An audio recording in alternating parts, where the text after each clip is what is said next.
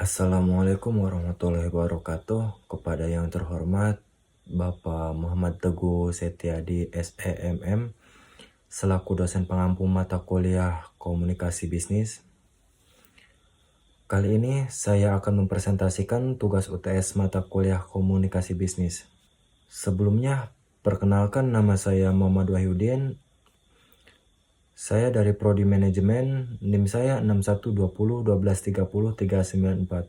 Saya dari kelas RA9 Manajemen. Kali ini materi yang saya akan presentasikan yaitu komunikasi bisnis. Baik, di sini saya akan membahas 5 materi, yaitu di sini ada materi yang ke-1. Di dalam materi yang pertama dia ada pengertian dan cakupan komunikasi dan unsur-unsur komunikasi dan bentuk dasar komunikasi dan bisnis dalam pandangan komunikasi.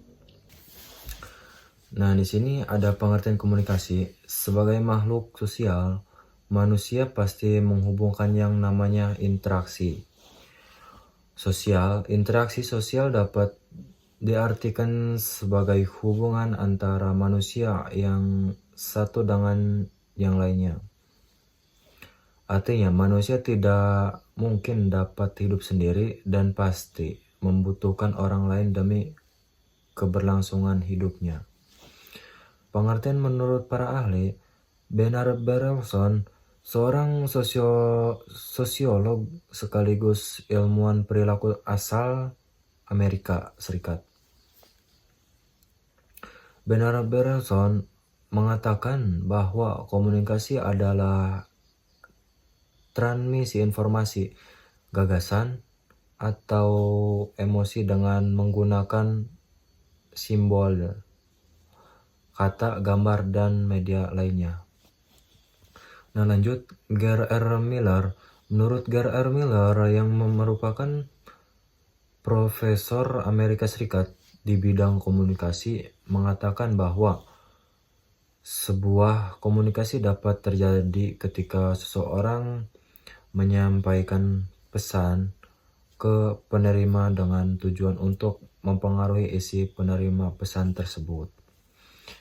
Nah, terus ada Theodore M. Newcomb. Sedangkan menurut profesor penulis dan psikologi sosial asal Amerika Serikat bernama Theodore M. Newcomb mengatakan bahwa komunikasi adalah sebuah transmisi informasi yang terdiri dari rangsangan diskriminatif dari penyampai ke penerimanya. Nah, dan lanjut di sini itu ada unsur-unsur komunikasi. Nah, unsur-unsur komunikasi itu ada 7 bagian. Nah, yang pertama itu ada pesan, dan yang kedua pengirim, dan yang ketiga penyediaan, yang keempat itu ada saluran, dan kelima penyandian ulang, dan yang keenam penerima, dan yang terakhir itu ketujuh umpan balik. Nah, yang pertama tuh pesan. Dia pesan informasi yang akan disampaikan oleh komunikator melalui simbol-simbol. Nah, yang kedua pengirim. Pengirim itu manusia berkala budi yang berinisiatif menyampaikan pesan untuk mewujudkan motif komunikasinya. Komunikator menyampaikan pesan kepada penerima pesan sehingga terjadi komunikasi dua arah. Nah, di sini tuh yang ketiga penyandian.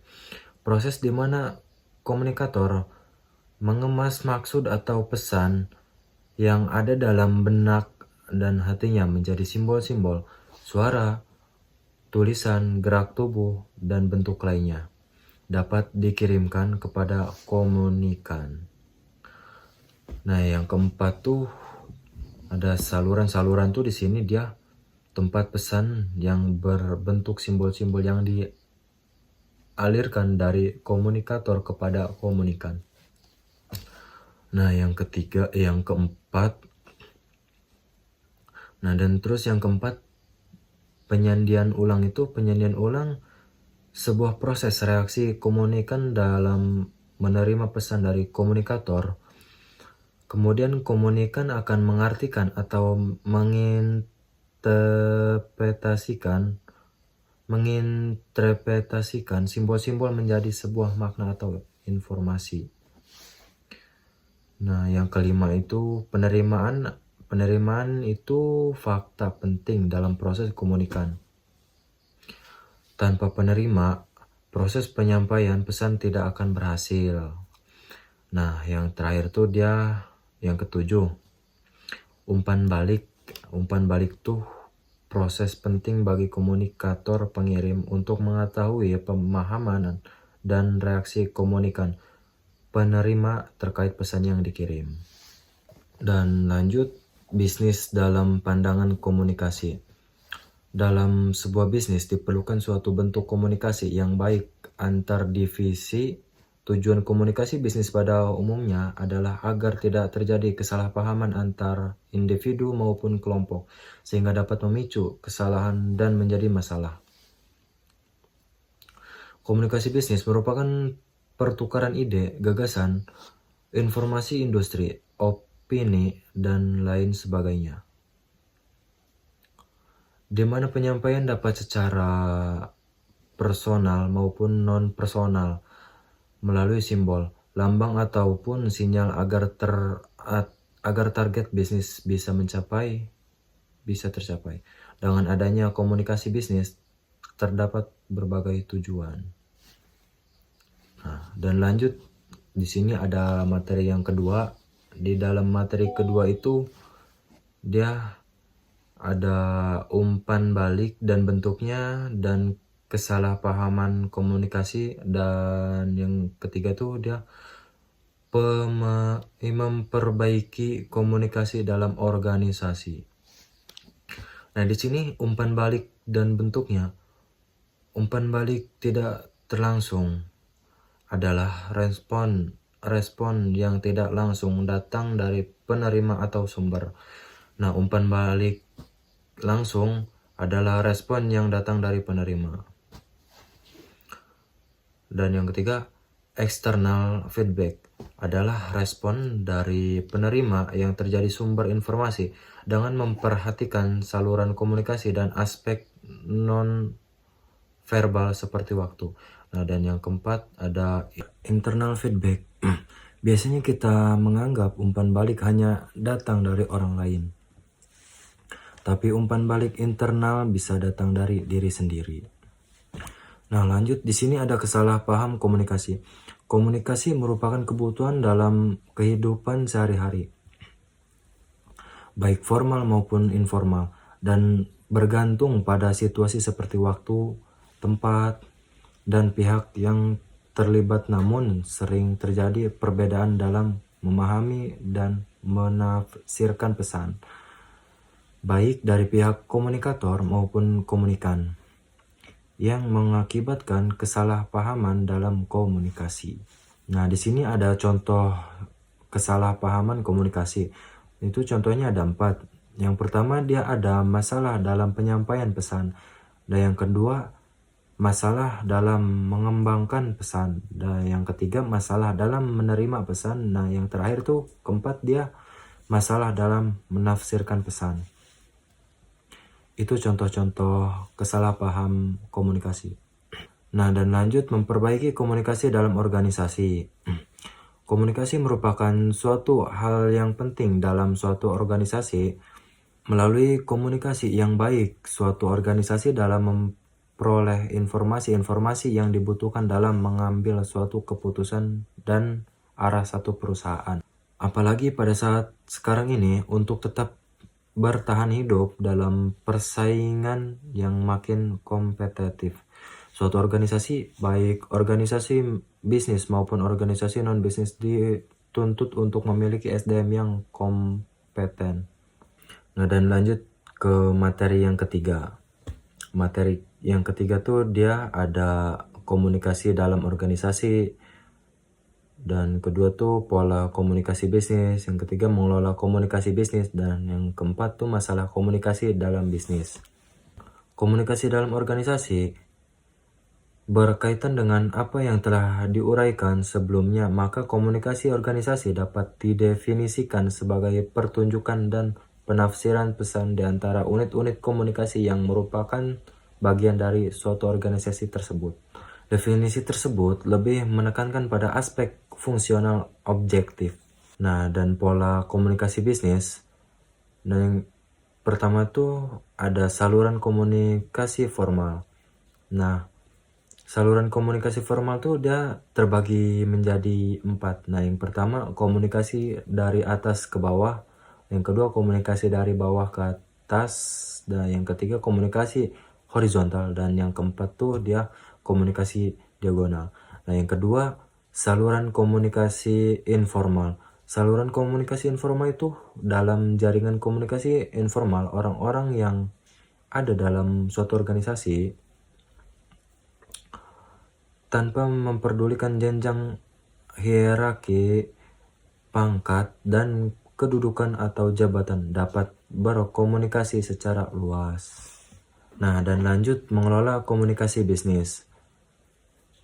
Strategi untuk membangun komunikasi bisnis yang efektif tuh dia terbagi 4. Nah, yang pertama membangun hubungan baik, yang kedua menjadi pendengar aktif, yang ketiga memberikan instruksi yang jelas, nah yang keempat menggunakan berbagai saluran komunikasi.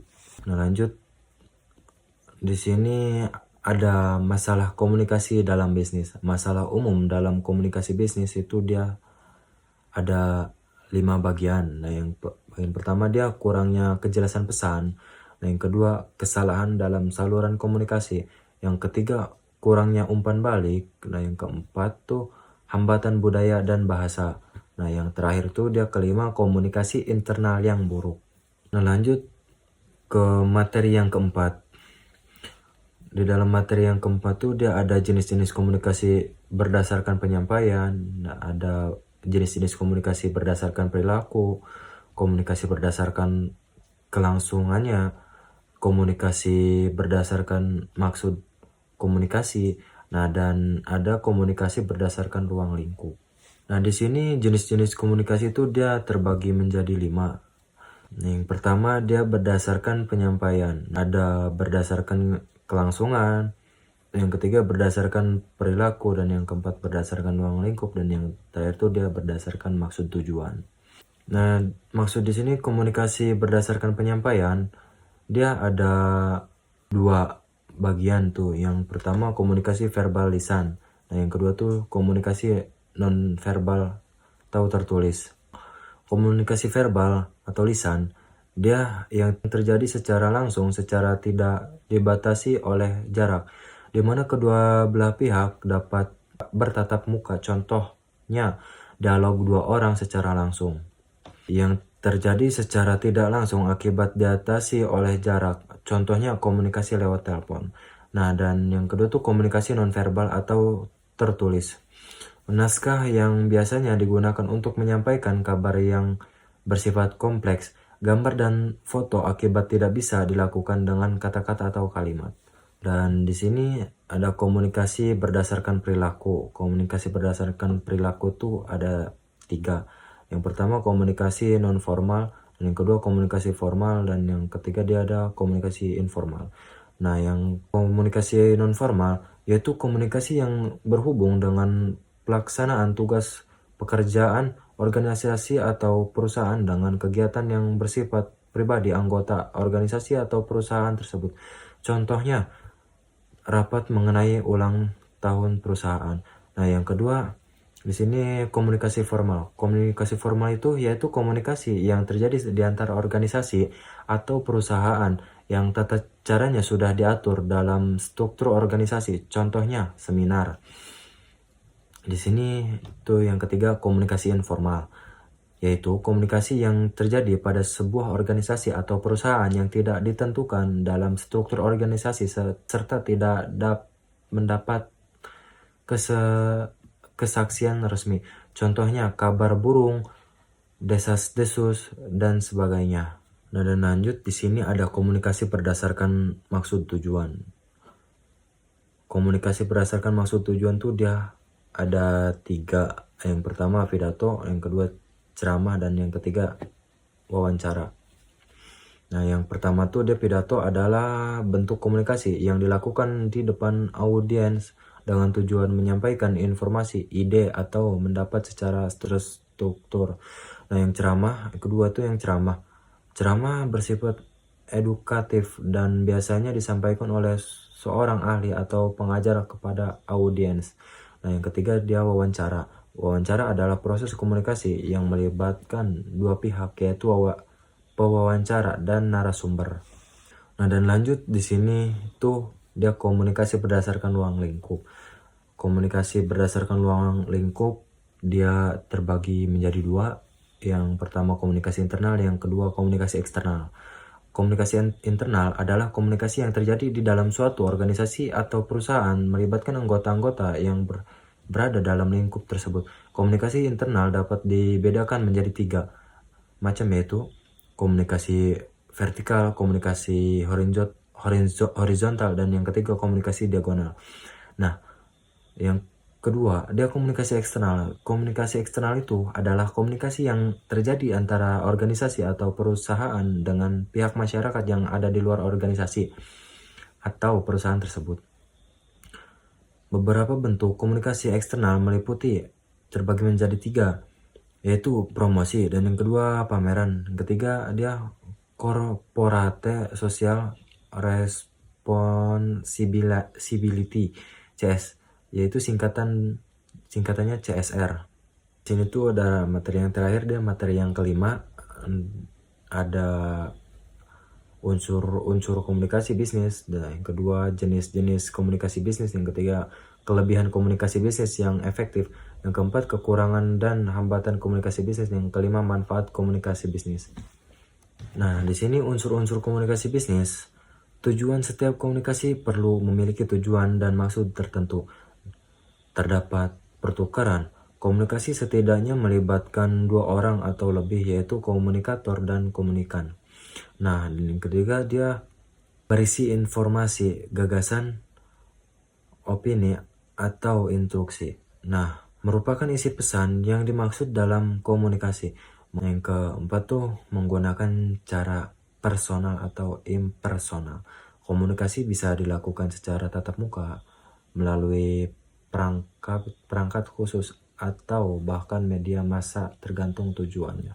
Yang kelima, memakai simbol atau sinyal. Komunikasi dilakukan dengan memanfaatkan alat atau metode yang mampu memudahkan penyampaian pesan agar dapat dimengerti.